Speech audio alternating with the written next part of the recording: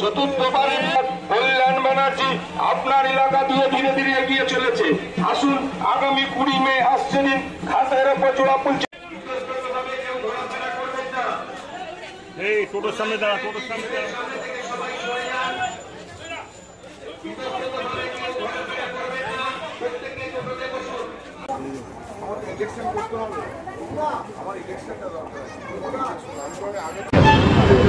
দাদা, আজকে সকালবেলা কাঞ্চন মল্লিক তিনি প্রচারে বেরিয়েছিলেন, তারপর হঠাৎই তিনি চলে গেলেন এখান থেকে।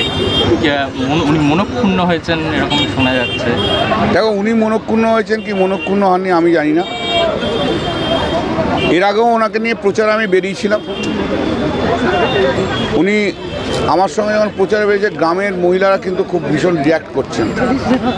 আমি ওনাকে আগেই বলে দিয়েছিলাম গ্রামে এসো না। আর শুধু আমার সঙ্গে প্রচারের সময় কেন থাকছে? একটা এমএলএ তো অন্য দিনগুলো তো প্রচার করবে, সে তো কিছু করছে না। আমাকে নির্বাচন করতে হচ্ছে, মানুষের মন যা আছে আমাকে তো বুঝতে হবে। আমি তো কোনো ব্যক্তি বিশেষের জন্য নই, আমি সমষ্টিগত মানুষের জন্য।